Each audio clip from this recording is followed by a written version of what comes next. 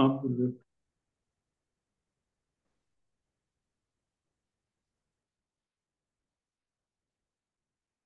ॐ शन्नो मित्रः शं वरुणः शन्नो भवत्वर्यमा शन्न इन्द्रो बृहस्पतिः शन्नो विष्णुरुक्रमः। नमो ब्रह्मणे नमस्ते वायो त्वमेव प्रत्यक्षं ब्रह्मासि त्वमेव प्रत्यक्षं ब्रह्म वदिष्यामि ऋतं वदिष्यामि सत्यं वदिष्यामि तन्मामवतु तद्वक्तारमवतु अवतु माम् अवतु वक्तारम्। ॐ शान्ति शान्ति शान्तिः। ॐ नमो ब्रह्मादिभ्यो ब्रह्म विद्या संप्रदाय कर्तृभ्यो वंशर्षिभ्यो महद्भ्यो नमो गुरुभ्यः। सर्वोपप्लवरहितः प्रज्ञानघनः प्रत्यगर्थो ब्रह्मैवाहमस्मि ब्रह्मैवाहमस्मि। शङ्करं शङ्कराचार्यं केशवं बादरायणं सूत्रभाष्यकृतौ वन्दे भगवन्तौ पुनः पुनः। ईश्वरो गुरुरात्मेति मूर्तिभेदविभागिने व्योमवद्व्याप्तदेहाय दक्षिणामूर्तये नमः। ॐ सहनाववतु सहनौ भुनक्तु सह वीर्यङ्करवावहै तेजस्विनावधीतमस्तु मा विद्विषावहै। ॐ शान्ति शान्ति शान्तिः। ॐ नमो भगवते वैवस्वताय मृत्यवे ब्रह्मविद्याचार्याय नचिकेतसे च।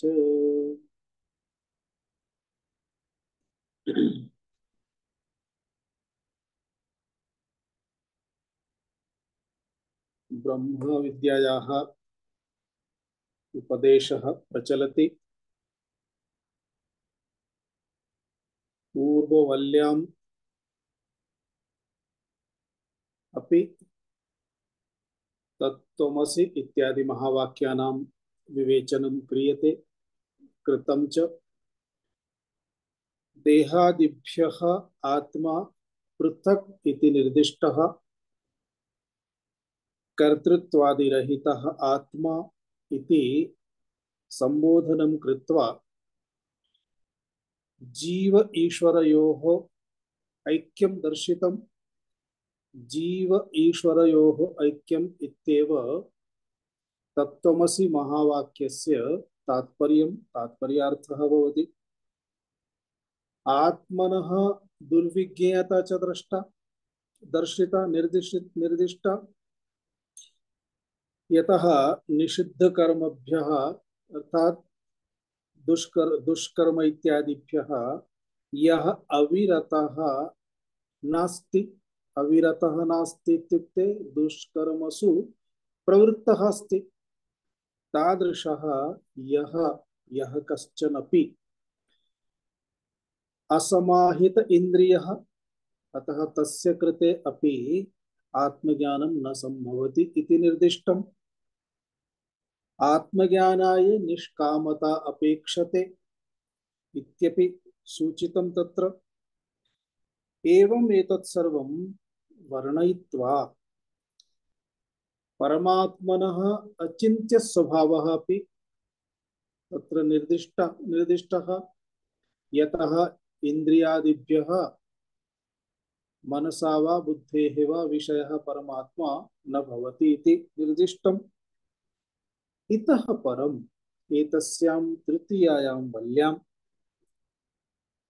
परापरयोः अर्थात विद्या अविद्ययोः किं फलं भवति इति तत्र यत् न सूचितमासीत्, अर्थात कर्मणः किं फलमिति, उपासनायाः किं फलमिति, आत्मज्ञानस्य च किं फलमिति, तत् इदानीं सूचयितुं निर्देष्टुं श्रुतिः उपक्रमते। तस्य एकवारं संगतिं पश्यामः भाष्ये, अनन्तरम् अग्रे पश्यामः।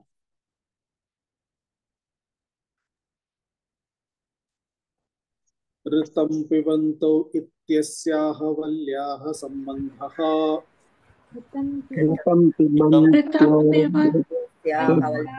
वल्याः सम्बन्धः विद्या विद्येना विरुद्धफले विद्याविद्येनानाविरुद्धफले इति उपन्यस्ते इति उपन्यस्ते न तु सफले ते यथावन्निर्णीते न तु सफले ते वन्निर्णीते तन्निर्णयार्थारथरूपकल्पना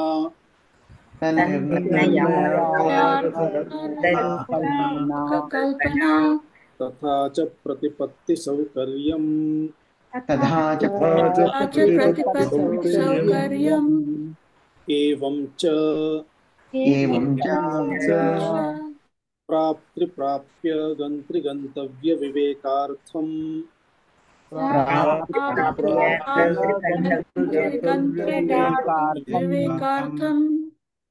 द्वौ आत्मन्यस्येते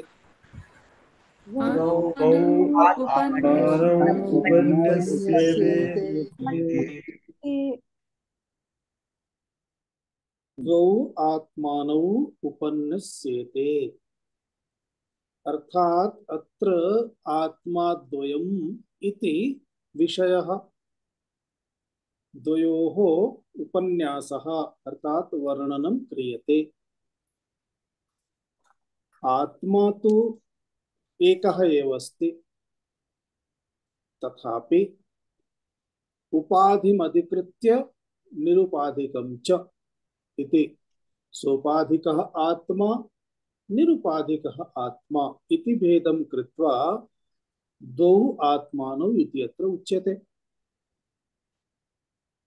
ऋतं पिबन्तौ, वल्याः प्रथमः मन्त्रः अस्ति, ऋतं पिबन्तौ सुकृतस्य लोके, अतः ऋतं पिबन्तौ इत्यस्याः वल्याः, अर्थात यत्र यस्यां वल्यां प्रथमः मन्त्रः ऋतं पिबन्तौ अस्ति इति प्रतीकम् अधिकृत्य इत्यस्याः वल्याः, अर्थात एषा या तृतीया वल्ली अस्ति तस्याः सम्बन्धः, सम्बन्धः इत्युक्ते पूर्वापर सम्बन्धः अस्ति, उत्थाप्य उत्थापक सम्बन्धः। एवं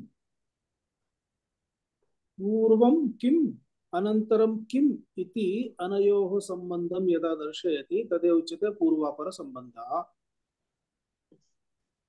पूर्वं किम् उक्तम्?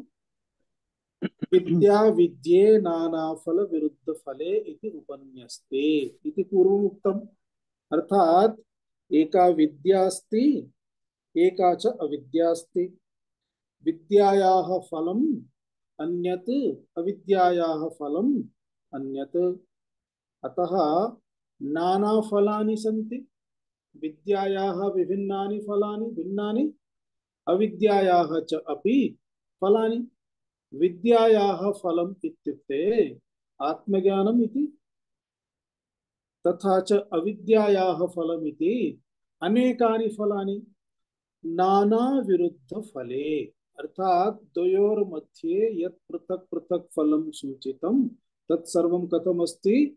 विरुद्धमस्ति, विपरीतमस्ति, परन्तु फलं तु न निर्दिष्टम्, तत्र भिन्न भिन्नमिति तत्र दर्शितम्। विद्या अविद्या, अविद्यायाः फलं किमस्ति, विद्यायाः फलं किमस्ति इति न सूचितम्, विरोधः दर्शितः, अतः विरुद्ध फले इति उपन्यस्ते। द्वयोः मध्ये यत् संपूर्णतः विपरीत फलमस्ति।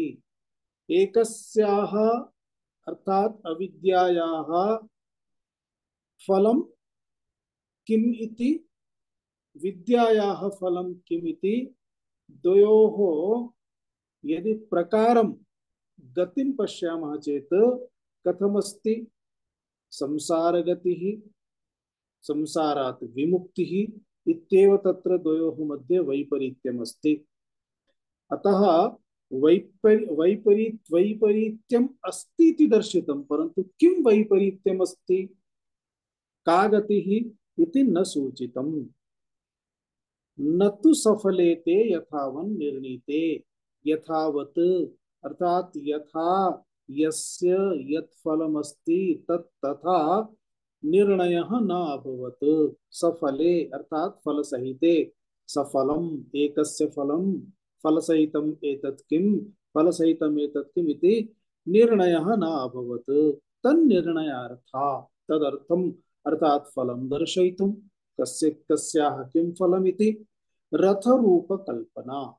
एतस्यां वल्यां रथरूपकल्पना द्वारा अग्रे मन्त्राः आगच्छन्ति। तेषु मन्त्रेषु रथरूपकम् अस्ति, रथरूपककल्पना अस्ति, सेतुरूप उदाहरणम् अस्ति इत्यादि। अतः रथरूपककल्पना एषा या अस्ति सा कल्पना प्रतिपत्तिसौकर्याय भवति। अतः तथा च प्रतिपत्तिसौकर्यं यथा भवेत् तथा उदाहरणपूर्वकम् अत्र सूच्यते।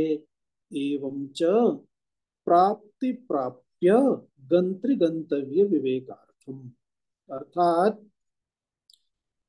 किम प्राप्तव्यमस्ति, किम पदम, किम स्थानम, पुनः कः प्राप्नोति, एवमेव गंत्री तथा च गंतव्यम, गंतव्यम अर्थात कुत्र किं फलम इति, तथा च कः गच्छति, एवं गंत्री गंता, गंता अनंतरं गंतव्यम, गंत्री गंतव्य फलम, प्राप्ति प्राप्तव्य फलम किमस्ति तद विवेकार्थम, अर्थात किं कर्म क्रियते तस्य किं फलं भविष्यति, किं प्राप्यते, का परिणामः, एतत् अवगमनाय विवेकार्थम द्वौ अपि आत्मानौ, अर्थात एकः यः कूटस्थः साक्षी चैतन्यः तस्य, एकश्च अपरः यः जीवरूपः, जीवः इति उच्यते तस्य इति अनयोः वर्णनं क्रियते। यत्र मंत्रं पश्यामः।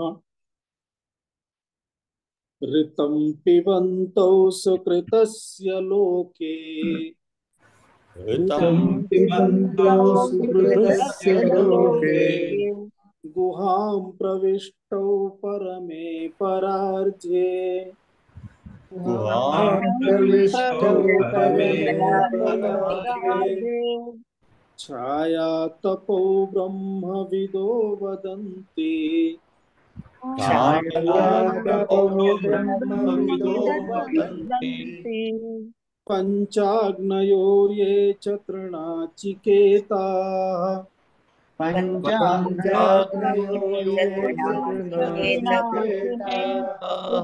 नचिकेताः ऋतं पिबन्तौ सुकृतस्य लोके, लोके मां प्रविष्टौ परमे परार्धे आयातपो ब्रह्मविदो वदन्ति पञ्चाग्नयो ये नचिकेताः।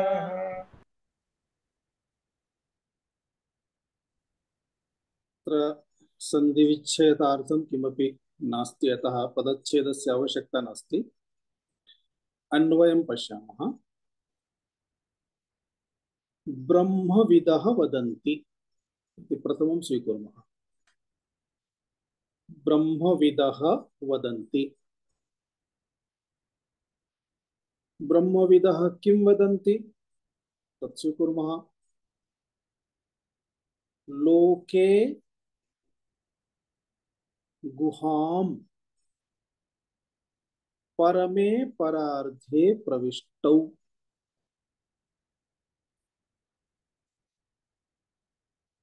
सुकृतस्य ऋतं पिबन्तौ छाया तपौ। अत्र एकस्य क्रियापदस्य अध्याहारं कुर्मः स्तः इति। पिबन्तौ स्तः वर्तमानकृदन्तस्य रूपमस्ति पिबन् पिबन्तौ पिबन्तः। अतः वर्तमानकालस्य क्रिया स्वीक्रियते स्तः पिबन्तौ स्तः।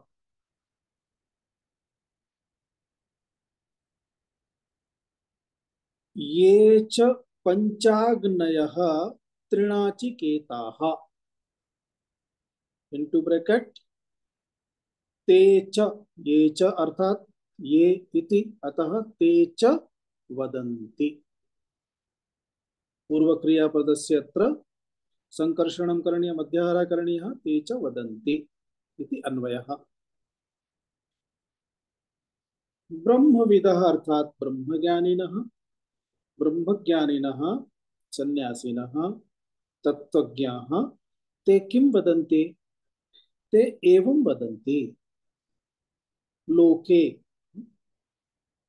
लोके अर्थात शरीरे देहे, लोक्यते भुज्यते अनेन इति लोकः इति व्युत्पत्तिः अस्ति। अर्थात देहः यथा लोकः इत्युक्ते पृथिव्यादिलोकः,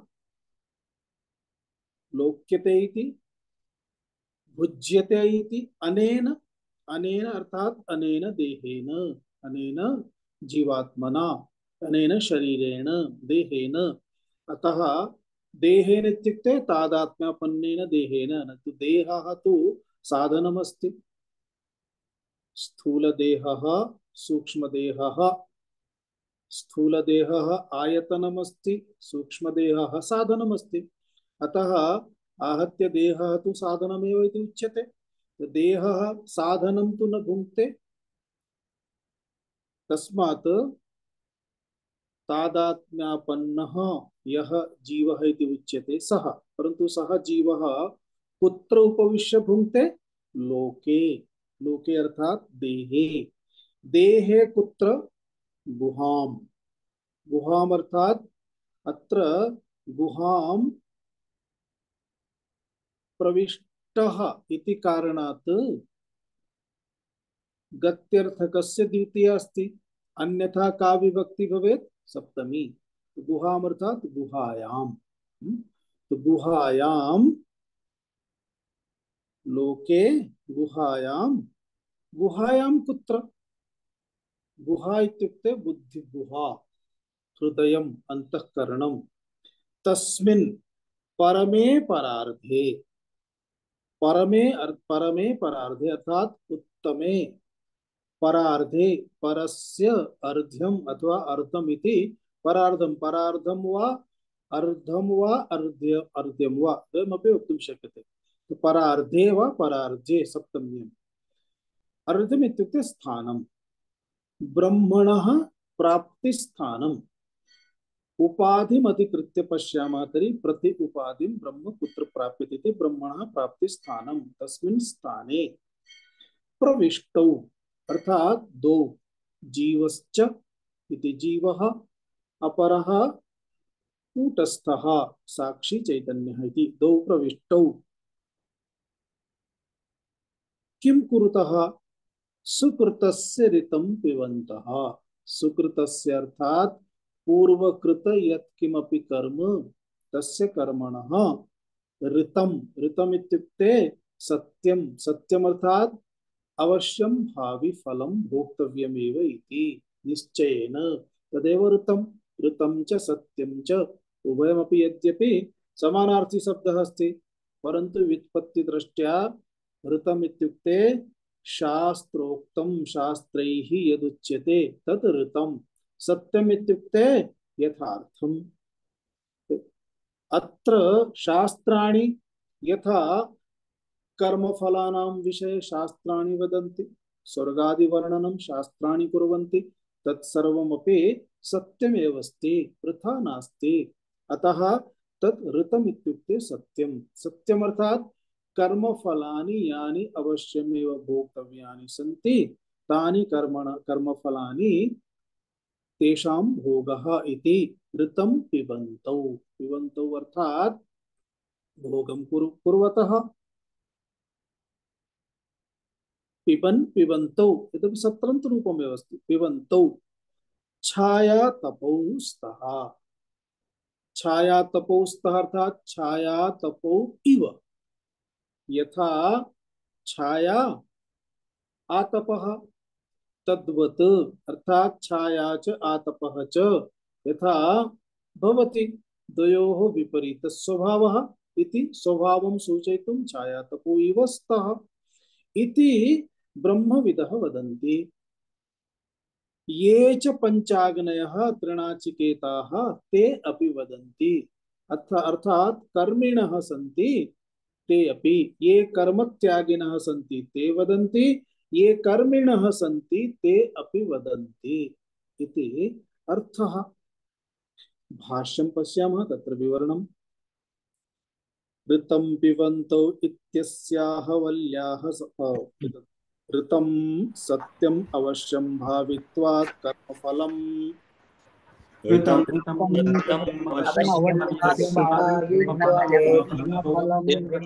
कर्मफलं पिबति भुङ्क्ते नेतरः। पिबन्तौ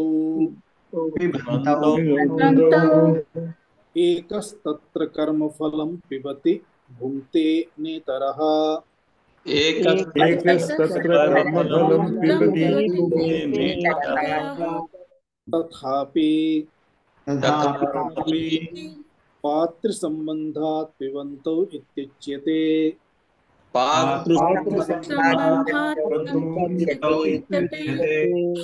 क्षत्रिन्यायेन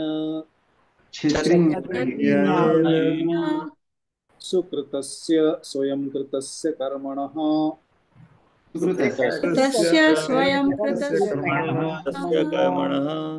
ऋतमिति पूर्वेण सम्बन्धः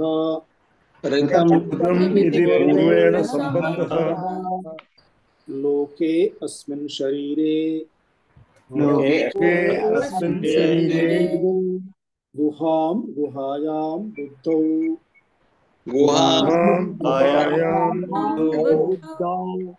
प्रविष्टौ परमे बाह्यपुरुषाकाश संस्थानापेक्षया परमम्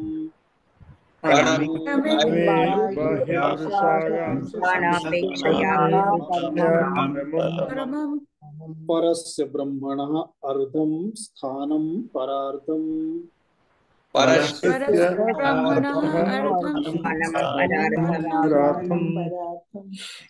तस्मिन् हि परं ब्रह्मोपलभ्यते।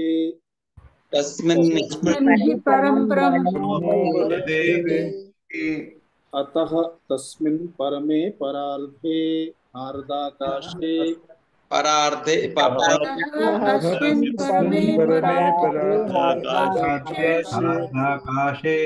प्रविष्टौ इत्यर्थः। तौ च छायातपौ इव विलक्षणौ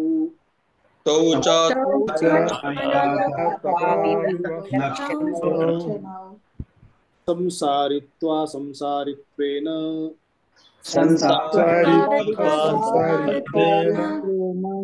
ब्रह्मविदः वदन्ति कथयन्ति।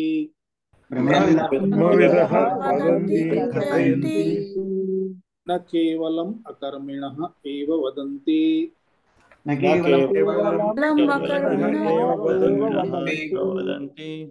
पंचाग्नयः गृहस्थाः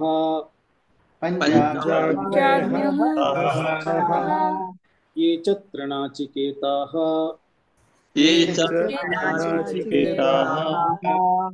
गृह कृत्वः नाचिकेतोऽपि स्थितः यैः ते तृणाचिकेताः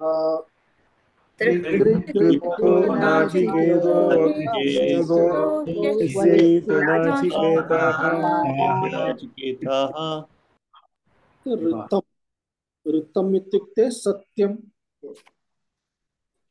पूर्वं मया उक्तं यथा यद्यपि ऋतं वदिष्यामि सत्यं वदिष्यामि सत्यमवदिष्यामि इति उपयोगः क्रियते।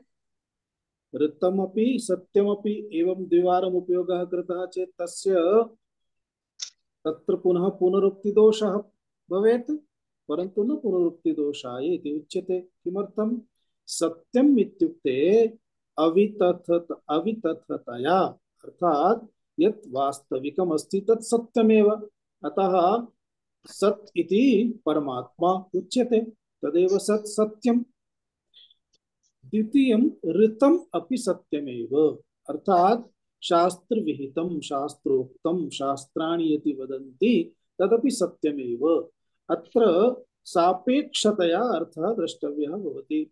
यथा वयं पश्यामः युगयुगान्तरेभ्यः गङ्गायाः दर्शनं गङ्गास्नानं गङ्गा सदा सर्वदा अस्ति, अतः इति सत्यं सत्यतायाः एतदेव निरूपणमस्ति। एवं सृष्टिं पश्यामः प्रतिवर्षेभ्यः एवमेव पश्यन्तः स्मः। सापेक्षतायामपि अर्थात सृष्टि सापेक्षतायां सृष्टौ कर्माणि सन्ति, तेषां कर्मणामपि फलं किञ्चन अस्ति। एतत् सर्वं यत् निर्दिश्यते यत् वर्तते तदपि सत्यमेव। अतः शास्त्रोक्तं सत्यं यदस्ति तद् ऋतम् इति पदेन उच्यते। अतः ऋतं च सत्यं च। ऋतम् इत्युक्ते सत्यम्। अत्र किमर्थं सत्यम् उच्यते? ऋतम् इत्युक्ते कर्मफलम्। ऋतम् इति कर्मफलम्। एतत् कर्मफलम् अवश्यं भावित्वात्, यतः एतस्य कर्मफलस्य भोगः निश्चयेन करणीयः भवत्येव, तत्र सन्देहः नास्ति। अतः अवश्यं भावित्वात् ऋतम् इति सत्यम्, अर्थात कर्मफलम्। एतस्य तात्पर्यार्थः किम्? कर्मफलम्। कर्मफलमेव पिबन्तौ। पिबन्तौ पिबन्तौ इत्युक्ते आस्वादयन्तौ, तदर्थमेव पिबति इति भुङ्क्ते अग्रे अर्थः क्रियते। पिबन्तौ एकः तत्र कर्मफलं पिबति, अर्थात भुङ्क्ते न इतरः।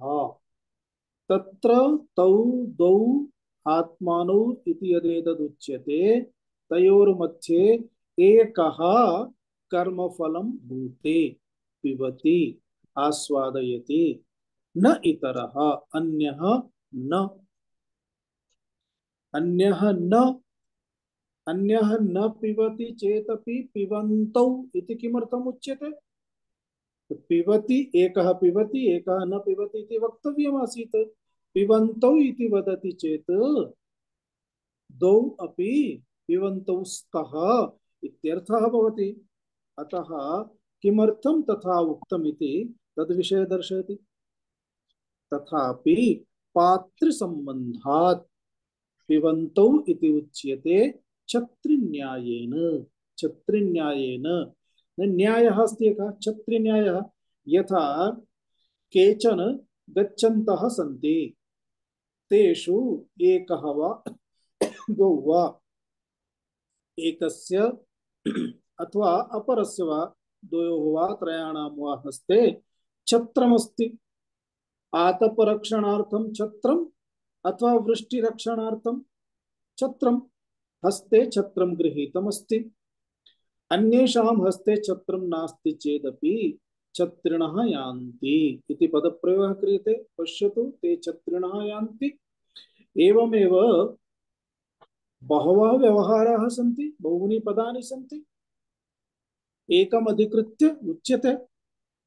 अथवा प्राचीनकाले यदा कश्चन महाजनः गच्छति स्म अथवा राजा वा कश्चन गच्छति स्म, तदा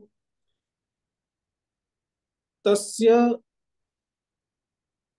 शिरसि समीपे कश्चन छत्रं स्थापयति स्म। अन्येषां हस्ते अथवा अन्येषां शिरसि छत्रं न भवति स्म। तत् दृष्ट्वापि छत्रिणः यान्ति इति वक्तुं शक्यते स्म।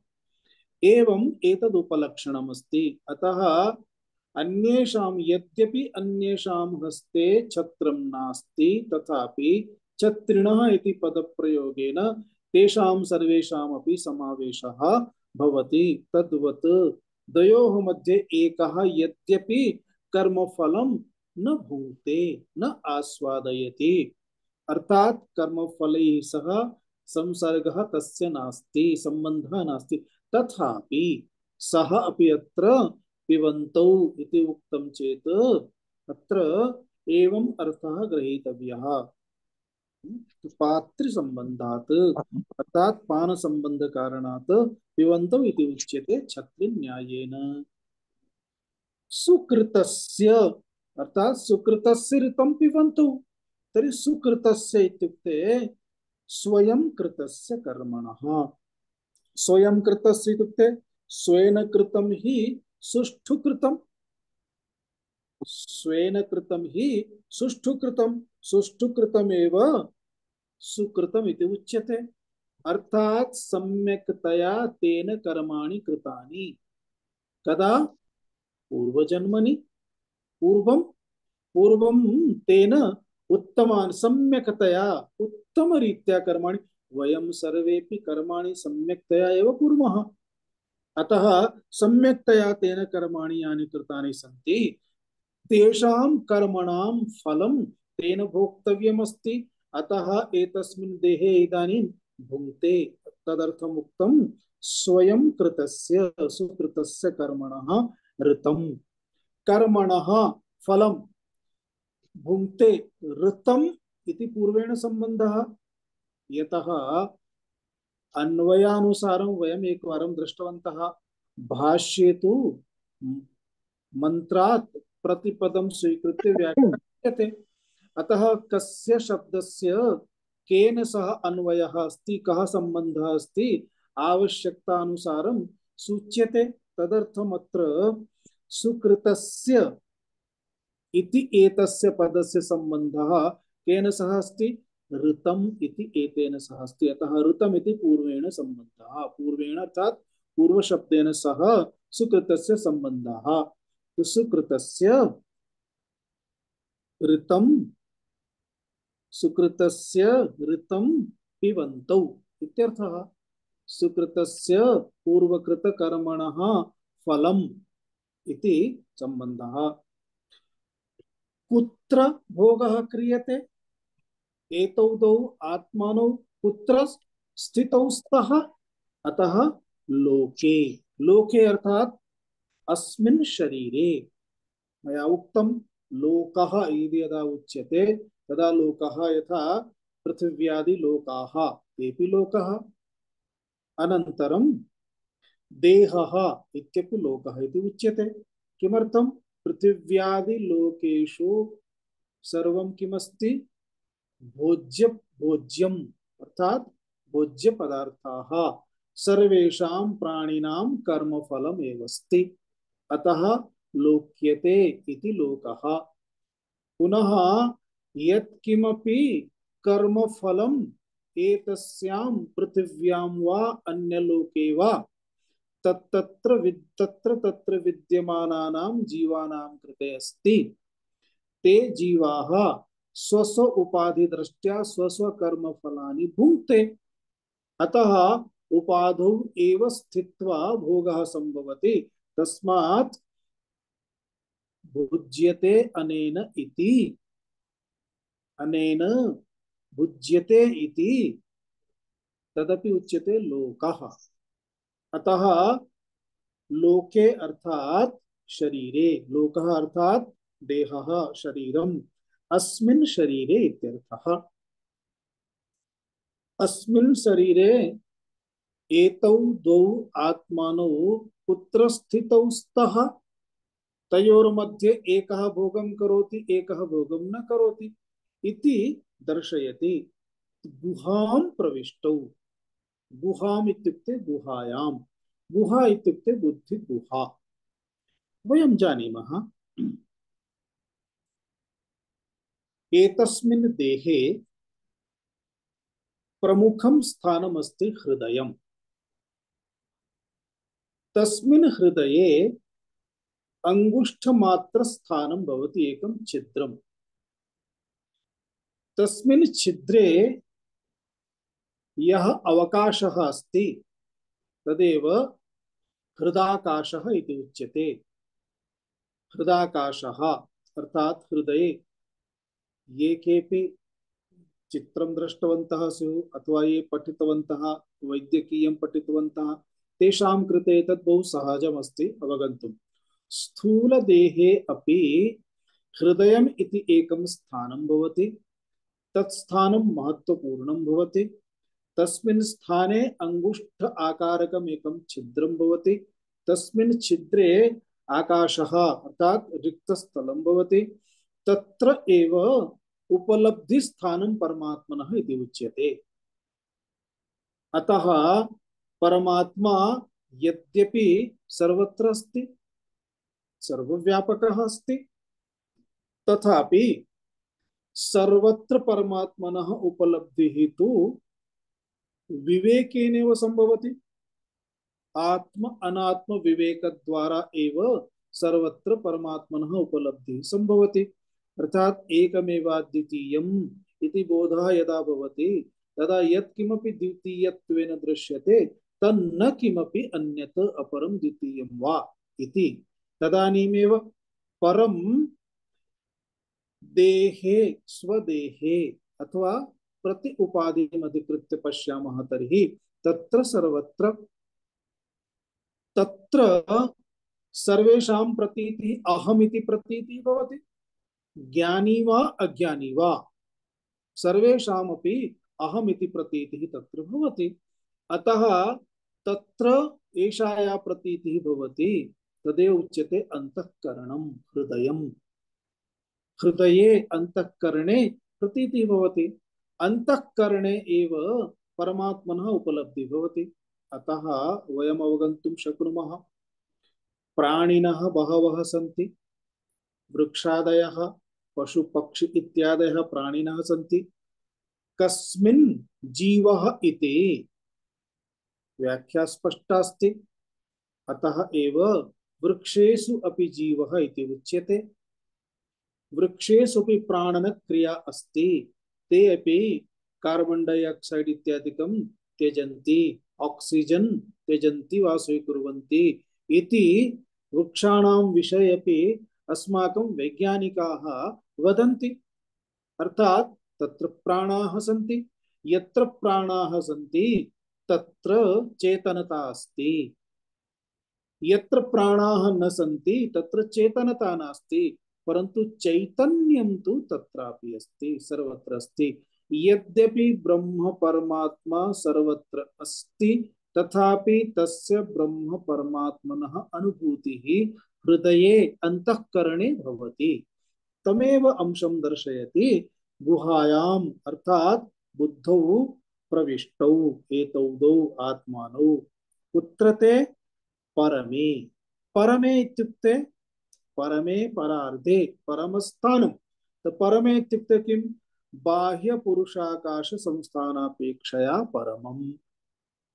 बाह्य पुरुषाकाश संस्थानापेक्षया अर्थात बाह्य पुरुषाकाशः इत्युक्ते यथा वयं घटं पश्यामः। अयं घटः, अयं घटः अस्ति। अत्र आकाशः, घटे छिद्रमस्ति इति खलु।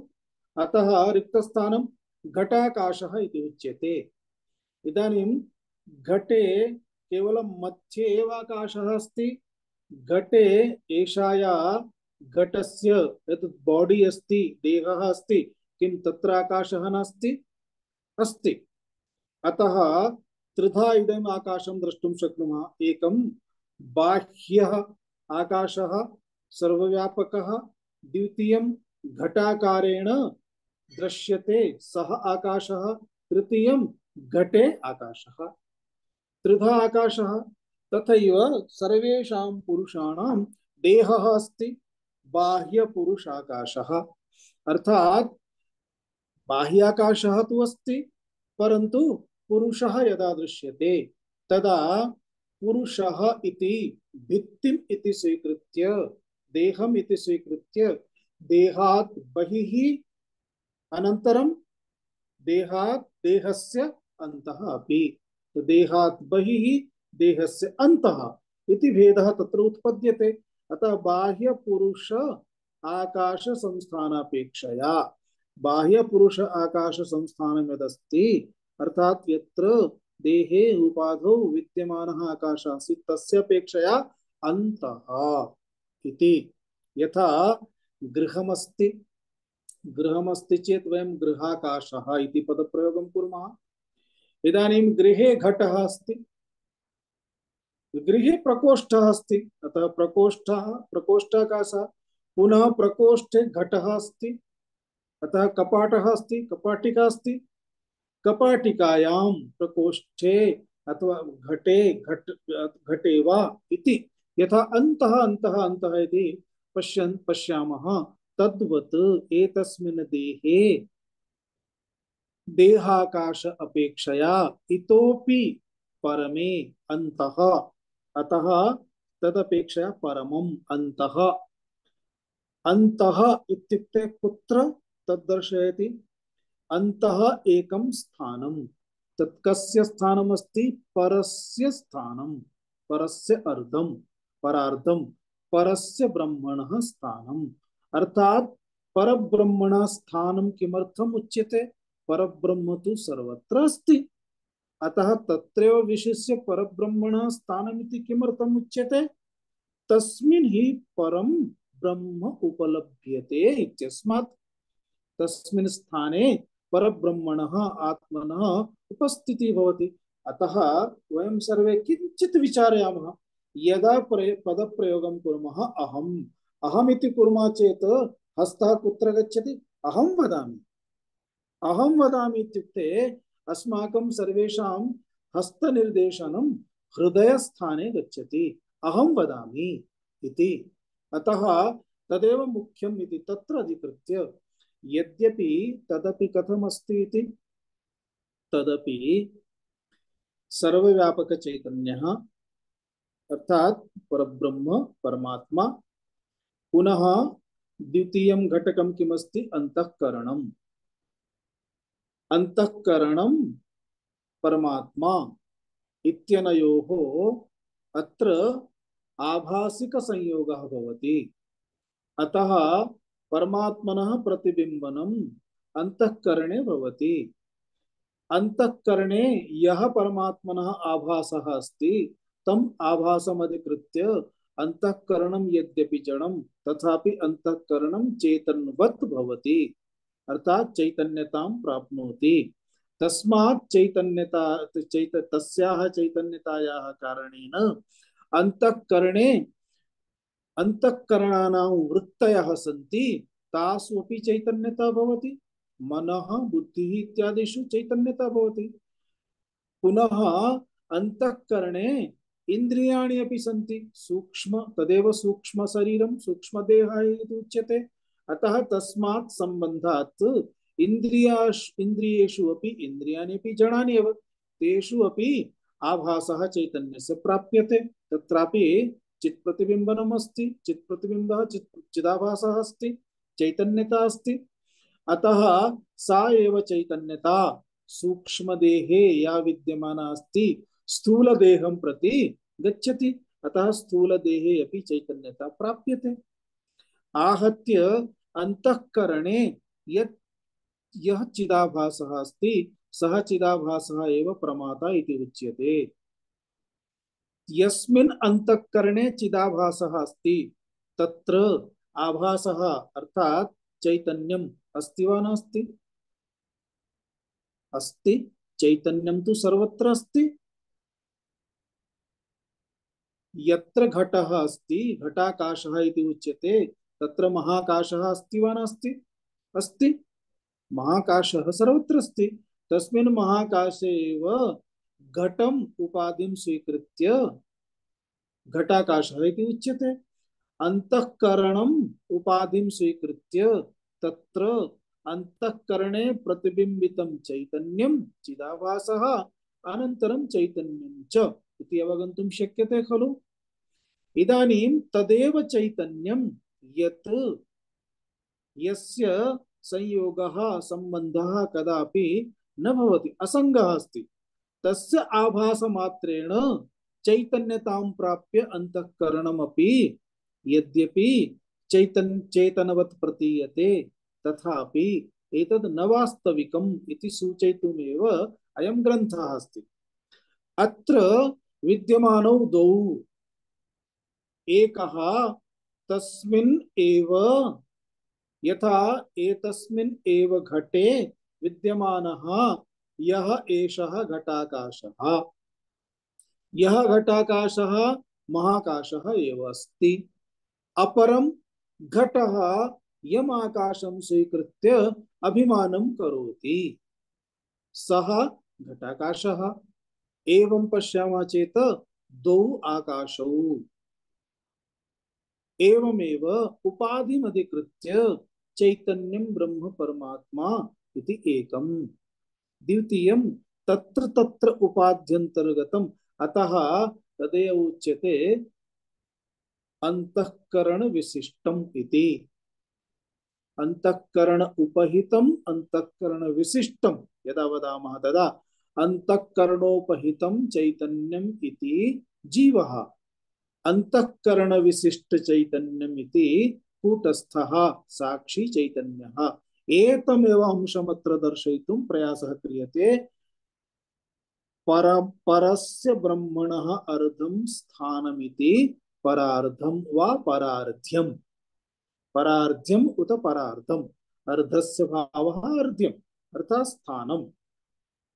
तस्मिन् हि ब्रह्म उपलभ्यते, यतः एतस्मिन् अंतःकरणे ब्रह्म उपलभ्यते। बहु स्पष्टमस्ति। कदाचित् जनानां मूर्छा आगच्छति तदा CPR दातव्यम् इति वदन्ति। किं प्रयोजनं CPR दातुम्? अथवा तादृश प्रयत्नः क्रियते वक्षस्थले, तत्र वारं वारं प्रेशर् दीयते। किमर्थं? हृदयम् एक्टिव् कर्तुं खलु। हृदयम् इदानीं निष्क्रियं जातमस्ति, सक्रियताम् आनेतुमेव प्रयत्नः क्रियते। अतः किमर्थं? यतः तत्र इदानीं परमात्मा न उपलभ्यते, जीवात्मा न उपलभ्यते इत्यस्मात् अतः उपलब्धि निमित्तं प्रयासः क्रियते खलु। अन्ततो गत्वा यदा प्रयासः निष्फलः तदा खेदेन उच्यते इदानीं न शक्यते गतः इति। अतः तत्र एव आत्मनः उपलब्धि स्थानम् इति। एतस्मात् कारणात् तत्र तस्मिन् स्थाने इति उक्तम्। तस्मिन् हि परब्रह्म उपलभ्यते इत्यर्थः। अतः तस्मिन् परमे परार्धे हार्दाकाशे प्रविष्टौ इत्यर्थः। तस्मात् इति उच्यते। हार्दाकाशे अर्थात् हृदयाकाशे, तस्मिन् हृदये हृदयाकाशे अंगुष्ठ, अतः अंगुष्ठमात्र पुरुषः इति श्रुतिषु उच्यते। तदेव तत्र प्रविष्टौ इति उच्यते। तौ च छायातपौ इव विलक्षणौ प्रविष्टौ यौ द्वौ आत्मानौ इति उच्यते। इति उच्यते इत्युक्ते इति व्यवहारः क्रियते। तौ द्वौ आत्मानौ कीदृशौ स्तः? विलक्षणौ स्तः। कथं विलक्षणौ? एकः संसारी अपरः असंसारी। संसारित्व असंसारित्वात् एकः संसारी। संसारी इत्युक्ते फलं भुङ्क्ते। फलं भुङ्क्ते इत्युक्ते कर्माणि करोति। कर्म अकृत्वा फलं तु प्राप्तुं न शक्यते। कर्माणि करोति, कर्मफलं भुङ्क्ते। संसारे रतः अस्ति, संसारे वर्तते। अपरः न किमपि भुङ्क्ते, न किमपि करोति, न किमपि भुङ्क्ते, परन्तु अस्ति। किं करोति? पश्यति। सः एव द्रष्टा साक्षी चैतन्यमिति उच्यते। छाया तपो इव, अर्थात यथा छाया यथा च आतपः। अत्र छाया, छाया इत्युक्ते यथा अंधकारः प्रकाशः, द्वयोः विपरीतं लक्षणमस्ति। अंधकारः अस्ति चेत् द्रष्टुं शक्यते, प्रकाशः अस्ति चेत् द्रष्टुं न शक्यते। एवमस्ति वा? न तथा। अंधकारः अस्ति चेत् द्रष्टुं न शक्यते, प्रकाशः अस्ति चेत् द्रष्टुं शक्यते। द्वयोः लक्षणं विपरीतम् अस्ति। एकस्मिन् दर्शन सामर्थ्यम्, एकस्मिन् दर्शन सामर्थ्यं नास्ति। अर्थात् एकस्मिन् ज्ञान प्राप्तौ अस्ति, एकस्मिन् ज्ञान प्राप्तौ नास्ति, अज्ञानमेव अस्ति। अंधकारः प्रकाशः इव छाया आतपः। अत्र छाया आतपः इति यदा इव अर्थात उपमया यदा उच्यते, दृष्टान्तेन यदा उच्यते, तदा दार्ष्टान्तं कथम् अवगन्तव्यं? छाया इत्युक्ते जीवात्मा, आतपः इत्युक्ते प्रकाशः, प्रकाशः आतपः इत्युक्ते परमात्मा इति द्वयोः अर्थः ज्ञातव्यः। अर्थात यत्र यत्र प्रकाशः अस्ति, छाया अस्ति, छाया अस्ति चेत सा छाया कथं प्रतीयते? अर्थात द्वयोः प्रकाशेन सह एव संलग्नता अस्ति। अथवा देहं स्वीकुर्मः, देहः अस्ति, देहः यदा गच्छति गमनागमनं करोति तदा देहेन सह देहस्य छाया अपि दृश्यते। छायायाः निराकरणं कर्तुं शक्यते, कर्तनं कर्तुं शक्यते। तस्य उपरि वस्त्रं स्थापयामः चेत् छाया न दृश्यते इति अस्ति। तथा नास्ति, छाया देहेन सह एव भवति इति यथा दृश्यते। अर्थात प्रकाशः छाया च इति यदा उच्यते तदा तात्पर्यं किमिति? विपरीत लक्षणं स्वीकरणीयमस्ति। द्वयोः सर्वथा विपरीतार्थः अस्ति। एकः संसारे असक्तः, द्वितीयः संसारे न किंचिदपि तस्य आसक्तिः। एवं द्वयोः भेदः अस्ति। अतः संसारित्व असंसारित्वेन छाया आतपौ इव विलक्षणौ तौ द्वौ आत्मानौ इति ब्रह्मविदः वदन्ति। इति ब्रह्मविदः अर्थात ये ज्ञानिनः सन्ति, ये कर्मिणः न सन्ति, कर्मसु अविरताः न सन्ति, ते कथयन्ति। न केवलं कर्मिणः एव वदन्ति, अन्येपि वदन्ति। ठीक है, न केवलम अकर्मिणः एव वदन्ति, अर्थात ये अकर्मिणः ज्ञानिनः सन्ति तेव केवलं न वदन्ति, अन्ये अपि वदन्ति। अन्ये के कर्मिणः अपि वदन्ति, अर्थात ते कर्मिणः के पंचाग्नयः गृहस्थाः तृणाचिकेताः ये ते अपि वदन्ति। पंचाग्नयः, पंचाग्नयः इत्युक्ते किम्? पंच अग्निः इति उच्यते। पंचाग्निः उपासनायाः विषयः अस्ति, साधनायाः विषयः अस्ति। अर्थात गार्हपत्यः अग्निः, दक्षिणाग्निः, आह्वनीयः अग्निः, सभ्यः अग्निः, आवसस्थ्यः अग्निः। एवं पंचाग्निः इति उच्यते। अत्र गार्हपत्य अग्नि, दाक्षिणाग्नि, आह्वनीय अग्नि, सभ्य अग्नि अथवा आवसस्थ्य अग्नि, एतत् सर्वम् अस्ति यदस्ति अग्नि इति। अत्र एवं अग्निकर्मसु भिन्न भिन्न अग्नीनां नामानि सन्ति। अत्र यथा विराट पुरुषः अस्ति, विराट पुरुषस्यपि अग्नि इति दृष्टिः क्रियते।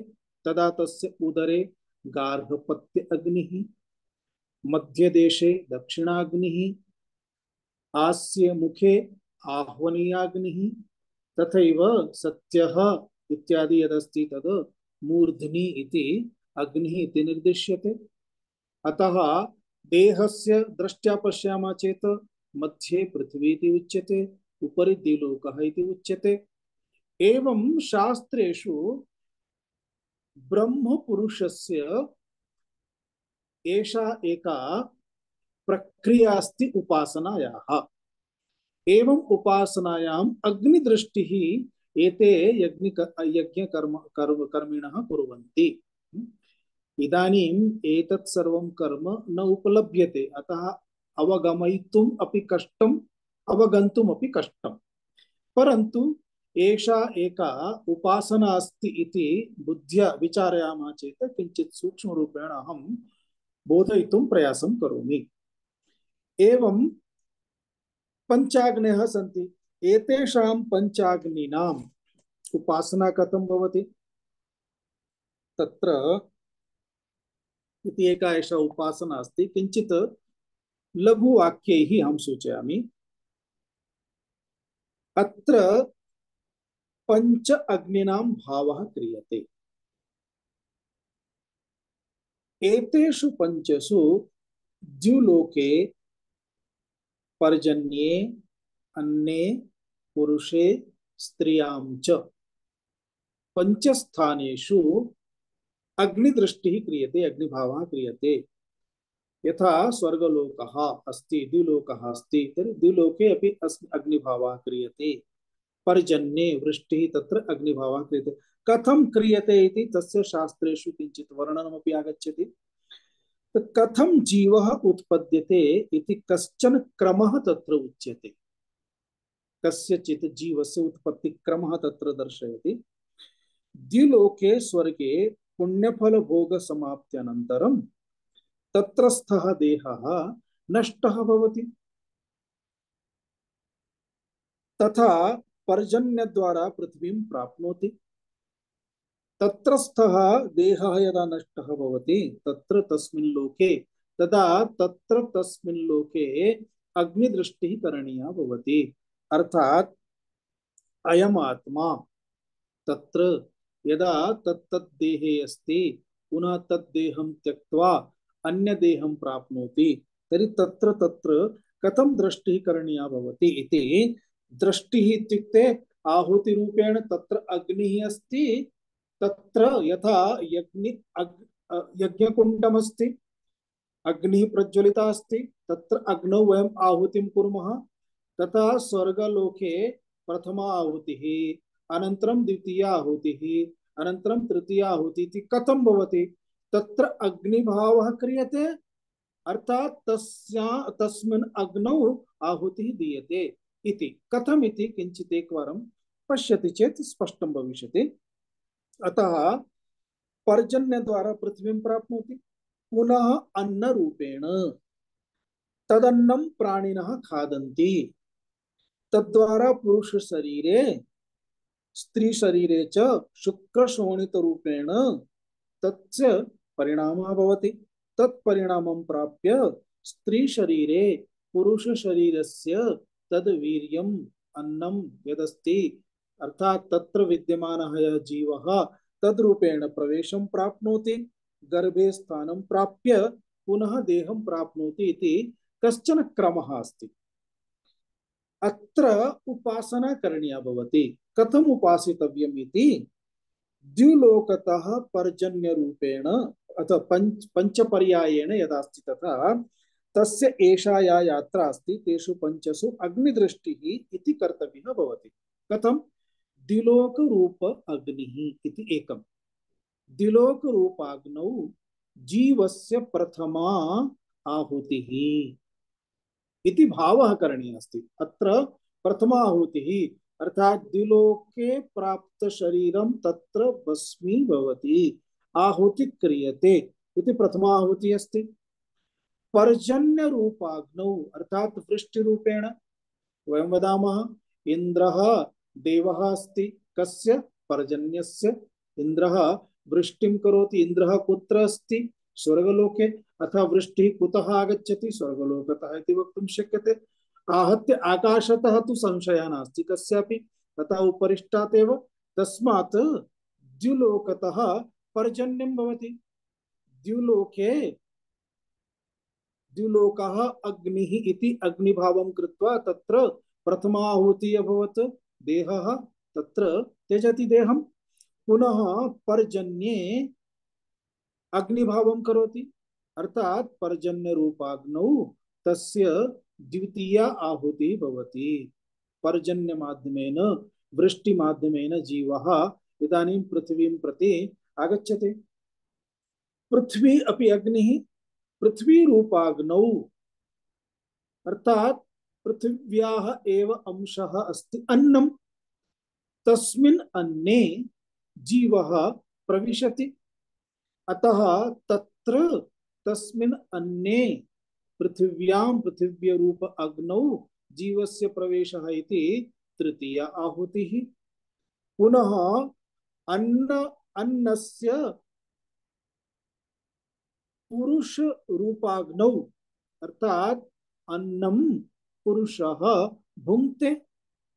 यदा वयम् अन्नं खादामः तेन अन्नमाध्यमेन जीवः पुरुषे पुरुषं प्रविश्य अन्नस्य यदा पचनं भवति तदा शुक्रोत्पादनं भवति।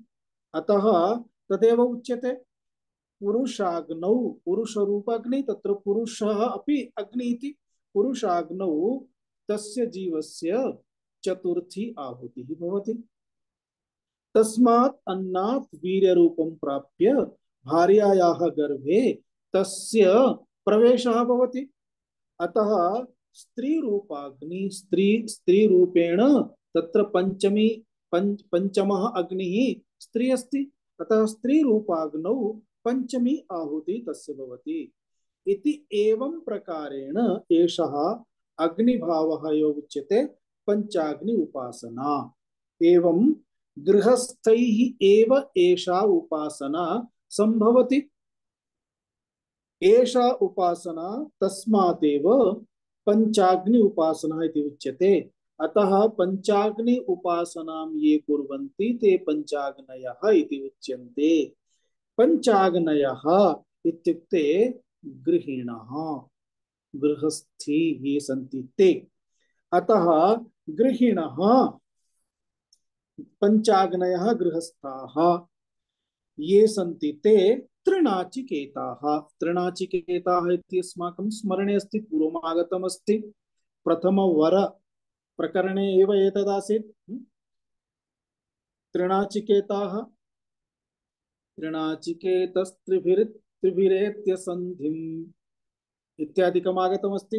अर्थात् त्रिः कृत्वः नाचिकेताग्निचयनं ये कुर्वन्ति ते त्रिनाचिकेताः। एवं त्रिनाचिकेताः अर्थात स्वर्गं प्राप्तुं साधनमस्ति नाचिकेताग्निः, तस्य चयनं कुर्वन्ति ते। एते के सन्ति? एते सन्ति कर्मिणः, अर्थात यज्ञ यागादि कर्म कुर्वन्ति, तद्वारा एते स्वर्गादि फलं प्राप्नुवन्ति। ते अपि एतदेव वदन्ति। किं वदन्ति? छाया तपोविव, अर्थात एतस्मिन् देहे एव हार्दाकाशे विद्यमानः जीवः इति यदुच्यते। अनन्तरम् आत्मा कूटस्थत्वेन सः एव आत्मा द्विधा दृश्यते, द्विधा भवति। एकः साक्षी केवलः अस्ति, द्रष्टा केवलः अस्ति। अपरः कर्माणि करोति, कर्मणां फलं भुङ्क्ते, रसम् आस्वादयति। मुण्डकोपनिषदि तथा उच्यते। तत्रापि मंत्रः आगच्छति, द्वासुपर्णा सयुजा सखाया समानं वृक्षं परिशस्वजाते द्वयोरन्यः पिप्पलं स्वादुवत्ति अनश्ननन्यः अभिचाकशीति। तत्रापि उच्यते। एषः एव भावः। अर्थात् इति एवं प्रकारेण बोधन प्रक्रिया अस्ति। अत्र अवगन्तव्यं किमस्ति? जीवात्मा परमात्मा यदा उच्यते तदा परमात्मा इत्युक्ते परमात्मा एव प्रति उपाधिं जीवात्मा इति उच्यते। चैतन्यम् आत्मा एव ब्रह्म एव अत्र जीवरूपेण उच्यते। परन्तु किमर्थं तथा उच्यते? यतः कर्मसु अविरतः, अतः कर्मफलानां भोगः, तत्र रसास्वादः, सांसारिक अनुभवः इति। अपरः इत्युक्ते सः यः स्वाभाविकतया यस्य संगः अपि नास्ति, अतः कर्मसु अपि कथं संगः भवति, कर्मफलेषु अपि कथं संगः भवति इति सः एव कूटस्थः साक्षी चैतन्यः इति। एतम् अंशम् अत्र एतेन मन्त्रेण दर्शयितुम् उक्तम् इति। ओम पूर्णमदः पूर्णमिदं पूर्णात् पूर्णमुदच्यते पूर्णस्य पूर्णमादाय पूर्णमेवावशिष्यते। ओम शांति शांति शांति। हरि ओम श्री गुरुभ्यो नमः। हरि ओम।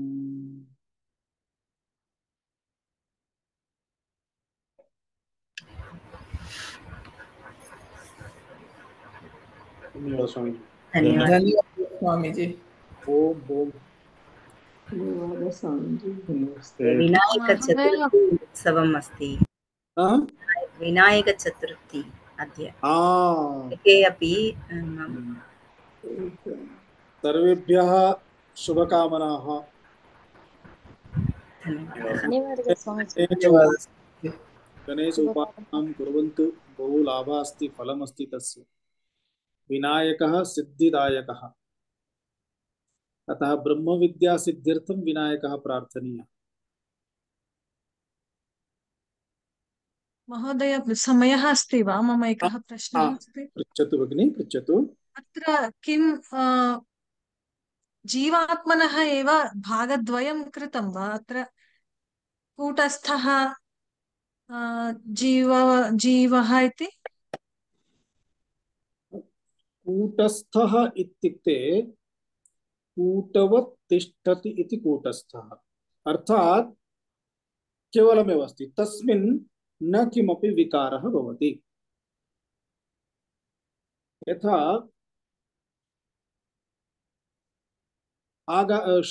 किं वदामः, शस्त्रागारेषु अथवा तादृश लौहयन्त्रागाराः भवन्ति, तत्र बृहत् एकः कूटः भवति, तस्मिन्नेव अन्य लौहानाम् अथवा इत्यादीनां तत्र आकारं दातुं तत्र आघातः क्रियते।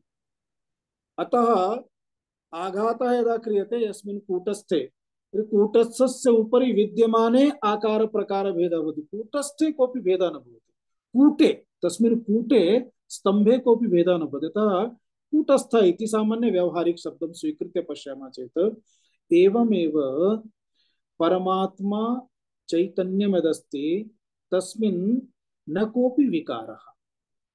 विकारः कुत्र अस्ति? विकारः अस्ति देहेन्द्रियादिकम् अधिकृत्य तादात्म्यं यदा भवति तदा तादात्म्यापन्नः यः स्वात्मानं विचारयति सः एव प्रमाता इति उच्यते, तत्र विकारः भवति। परन्तु सः विकारः उपनिषद दृष्ट्या न तु वास्तविकः, अवास्तविकः अस्ति। अतः तदर्थमेव प्रतिबिंबवादः, छायावादः इत्यादि रूपेण उच्यते, आभासवादः। एवं विद्वांसः भिन्न भिन्न वाद रूपेण वर्णनं कुर्वन्ति। अतः तत्र प्रतिबिंबवाद रूपेण वा छायावाद रूपेण वा आभासवाद रूपेण वा यत्किमपि वदामः, तत्र यः प्रमाता इति उच्यते सः एव जीवः इति उच्यते। प्रमातृत्वं वास्तविकं नास्ति, अवास्तविकम् अस्ति। अतः जीव भावना अपि वास्तविकतया नास्ति, अवास्तविकता एव अस्ति। परन्तु अवास्तविकतया अपि तस्य व्यवहारः अस्ति। एतम् एव दर्शयितुं वस्तुतः आत्मा तु एकः एव अस्ति, द्वौ न स्तः एव। तथापि एकः जीवः यदा उच्यते, एकः कूटस्थः साक्षी इति उच्यते, इत्युक्ते यः कर्मफलभोगं न करोति एषः एकः कर्मफलभोगं करोति इति निर्देशस्य आशयः कः इत्युक्ते अन्ततो गत्वा यः कर्मफलभोगं करोति सः अपि तस्य भोगः अपि मिथ्या एव अस्ति, न तु वास्तविकः। तत्र तु एतद् दर्शनाय एव अत्र प्रयोगः अस्ति द्वौ आत्मनौ, अन्यथा आत्मानौ द्वौ न स्तः, आत्मा तु एकः एव अस्ति। तमेकमेव कार्यभेदात्। उदाहरणं यथा फॉर एग्जाम्पल वयं वदामः अन्तःकरणमस्ति, अन्तःकरणम् अस्ति, एतस्य अन्तःकरणस्य एका वृत्तिः अस्ति, संकल्प विकल्पात्मिका बुद्धिः अस्ति। अतः मनः अस्ति, अतः मनरूप वृत्तिः, संकल्प विकल्पात्मक रूप वृत्तिः अन्तःकरणस्य एषा वृत्ति मनरूपेण इति उच्यते। अपरा एका वृत्ति अस्ति बुद्धिरूपेण उच्यते, अपरा एका वृत्ति अस्ति चित्तरूपेण उच्यते, अपरा एका वृत्ति अस्ति अहम रूपेण उच्यते। वृत्तयः चतस्रः अभवन् परन्तु अंतःकरणं तु एकमेव अस्ति। तद्वत् चैतन्यं परमात्मा तु एकः एव अस्ति, परन्तु जीवरूपेण यदा उच्यते तदा जीवरूपेण उच्यमानः यः आत्मा अस्ति सः आत्मा कर्मसु अर्थात देहेन्द्रियासु तादात्म्यापन्नता एव तत्र सूच्यते। यद्यपि तादात्म्यं न वास्तविकं परं तथापि तादात्म्यम् अस्ति। अन्यथा किमस्ति? यदि एषः एकः एव परमात्मा सः एव प्रति उपाधिम् आत्मा सः एव यदि संसारे एवं कर्मसु अविरतः भवति सः एव सुखी दुखी च भवति तर्हि परमात्मा कीदृशः अस्ति? सुखी च दुखी अस्ति। परमात्मा कीदृशः अस्ति? जन्म मरणं प्राप्नोति। न तु परमात्मा तथा अस्ति। यदि परमात्मा तथा नास्ति तर्हि तस्य अन्तरं तु स्पष्टं करणीयं भवति। अतः तदर्थमेव शास्त्रेषु एषः उपायः एवं सूच्यते। जीवः अन्ततो गत्वा जीवः स्वस्वरूपं यदा प्राप्नोति, जीवस्य किं स्वरूपं?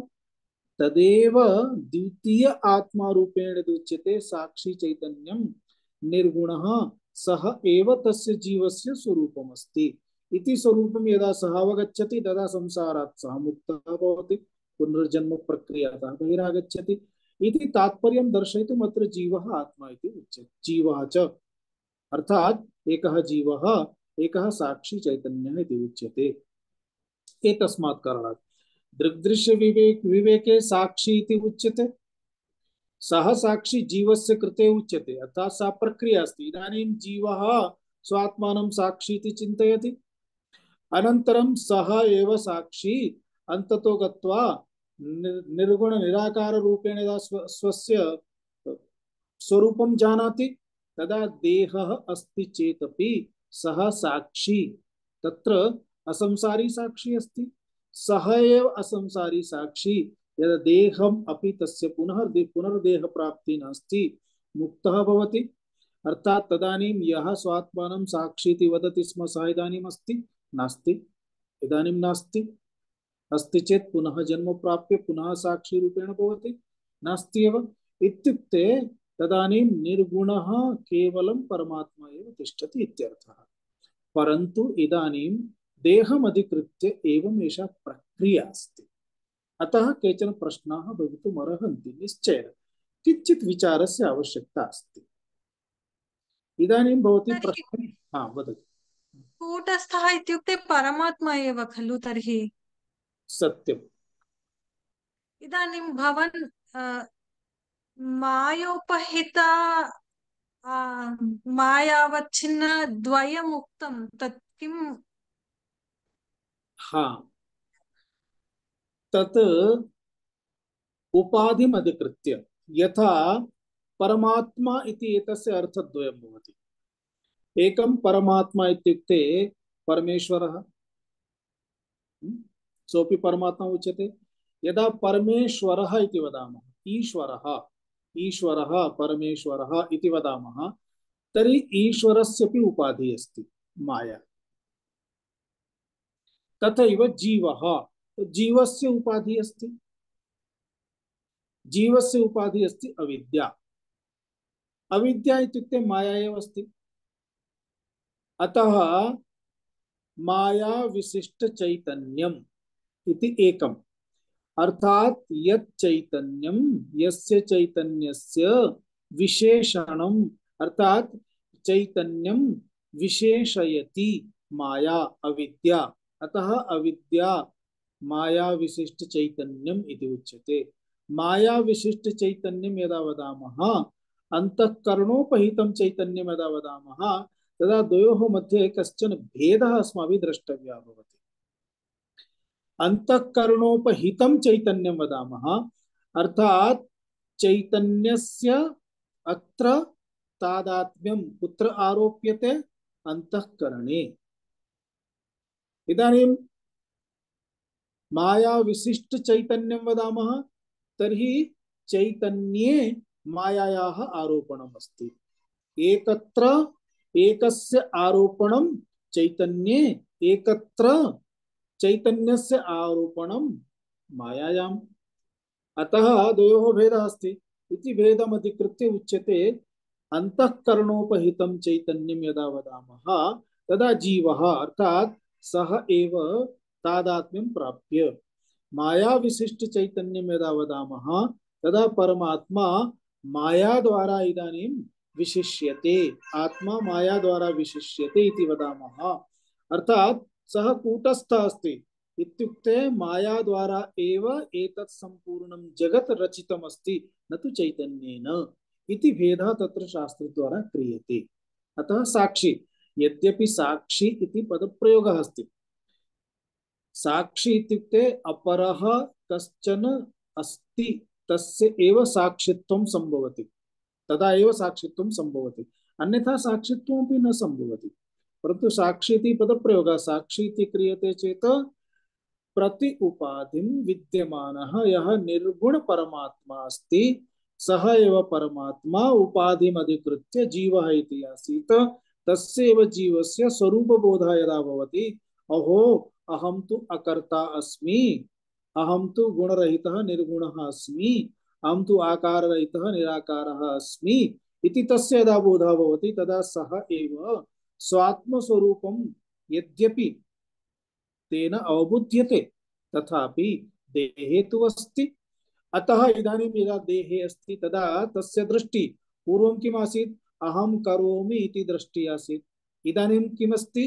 इदानीं बुद्धिः करोति, मनः करोति, अर्थात् निश्चयं बुद्धिः करोति, संकल्प विकल्पं मनः करोति, स्मरणं चित्तं करोति, कार्यं सर्वम् इन्द्रियाणि देहः एतेषाम् अस्ति, मयि नास्ति, अहं नास्मि, अहम् अकर्ता, अर्थात कर्तृत्वम् इदानीं स्पष्टतया जानाति, मयि नास्ति देहेषु अस्ति। पूर्वं किम् आसीत्? मयि एव अस्ति इति बोधः आसीत्। अतः स्वरूपबोधेन तस्य स्पष्टता भवति।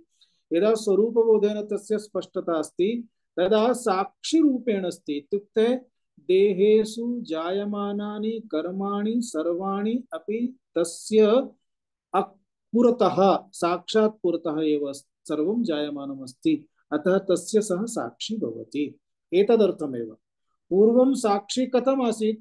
पूर्वं मम कर्माणि तु अहं करोमि, अन्य देह द्वारा जायमानानि कर्माणि तस्य साक्षी। अवगतम्? प्रसादः किं करोति, दीप्ति किं करोति, तद् अहं पश्यामि, अहं तस्य साक्षी, परन्तु अहं किं करोमि? तस्य अहं साक्षी न आसम्, तत्तु अहं स्वयमेव कर्ता आसम्। इदानीं मम साक्षित्वं शिफ्ट अभवत्। इदानीं जगति भवन्तः सर्वे किं कुर्वन्ति? तस्य साक्षी तु अहम् अस्मि एव, परन्तु इदानीं मम देहद्वारा, मनद्वारा, बुद्धिद्वारा यत्किमपि भवति जायमानमस्ति तस्यपि अहं साक्षी अस्मि। पूर्वं तस्य अहं कर्ता आसम्, इदानीम् अहं तस्य साक्षी, यथा साक्षित्वं शिफ्ट अभवत्।